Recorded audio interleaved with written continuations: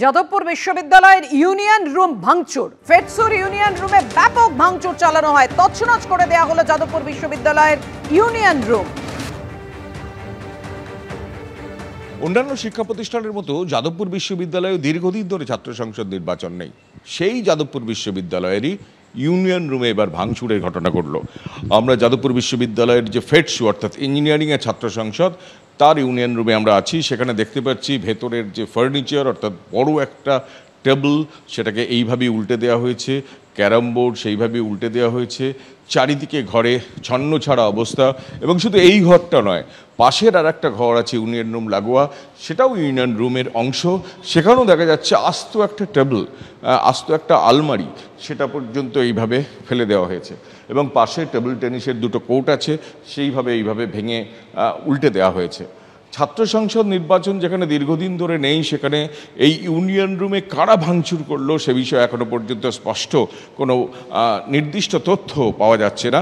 যদিও যারা সূত্র মারফত জানা যাচ্ছে যে কালকে গভীর রাতে এই ইউনিয়ন রুমে কয়েকজন ঢুকে এইভাবেই ভাঙচুর চালিয়েছে। এই ভাঙচুরের নেপথ্যে কি অন্য কোনো কারণ রয়েছে? কেনই বা ইউনিয়ন রুম ভাঙচুর করলো? এবং সেই ইউনিয়ন রুম যেটা একদম ক্যাম্পাসের মধ্যে, প্রশাসনিক ভবনের একদম ঢিলছোড়া দূরত্ব বটে, একদম লাগোয়া এই ইউনিয়ন রুম, সেখানে এভাবে ভাঙচুর হলো কেন তা নিয়ে প্রশ্ন উঠছে। গোটা ঘটনাটা খতিয়ে দেখছে বিশ্ববিদ্যালয় কর্তৃপক্ষ। ক্যামেরায় অভিজিৎ দাসের সঙ্গে কৃষ্ণেন্দু অধিকারী, এবিপি আনন্দ, কলকাতা। মোবাইল চুরির অপরাধে নাবালককে নির্মম নির্যাতন। মহেশতলার ঘটনায় দুজনকে গ্রেফতার করা হয়েছে। এখনো পর্যন্ত খোঁজ মেলেনি সেই নাবালকের, যে নাবালককে দিয়ে শ্রমিক হিসাবে কাজ করানো হয়েছে। সে এসেছিল কাজ করতে, কিন্তু নাবালক হওয়া সত্ত্বেও তাকে কাজে নেওয়া হয়েছে। দ্বিতীয়ত দেখা যাচ্ছে যে তার বিরুদ্ধে অভিযোগ তোলা হয়েছে যে মোবাইল ফোন সে চুরি করেছে। এবং তারপর পুলিশের কাছে না গিয়ে তারা যেটা করেছে সেটা হচ্ছে যে উল্টো করে ঝুলিয়ে দড়ি দিয়ে পা বেঁধে ইলেকট্রিকের তার হাতে বেঁধে ইলেকট্রিক শক দেওয়ার চেষ্টা বা হুমকি দিচ্ছিল তারা, সেই ভাইরাল ভিডিও থেকে দেখা যাচ্ছে।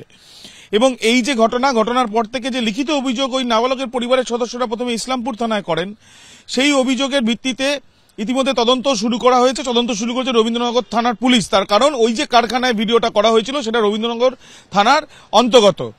ইতিমধ্যে দুজনকে গ্রেপ্তার করা হয়েছে। তৌহিদ নামে এক ব্যক্তি, তৌহিদ আলম, তাকে যে গ্রেপ্তার করা হয়েছে তার পেছনে কারণ কি? কারণ হচ্ছে যে কারখানায় এই ঘটনা ঘটেছে, নির্মমভাবে মারধর করা হচ্ছে, তারপর থেকে নিখোঁজ ওই নাবালক, সেই কারখানার যে মালিক শাহেনশাহ, সেই শাহেনশাহর আত্মীয় হচ্ছে এই তৌহিদ আলম। যে তৌহিদ আলম গত পরশুদিন রাত্রি 11:30টার সময় অন্য একটি কারখানায় গিয়ে ওই নাবালকের দাদা তাকে ওখানে দিয়ে আসে। ওই নাবালক যার উপরে নির্মম অত্যাচার চালানো হয়েছে, তার সঙ্গে তার দাদাও ছিল, তার দাদাকেও মারধর করা হয়েছে। আমরা গতকাল কথা বলেছিলাম যে কারখানায় তার দাদাকে গিয়ে দিয়ে আসা হয়েছিল, যে কারখানার মালিক, তিনি জানাচ্ছেন যে দেখে তার মনে হয়েছে যে দুদিন ধরে খাবার দেওয়া হয়নি, এমনকি তাকেও মারধর করা হয়েছে। কিন্তু নাবালক কোথায় গেল?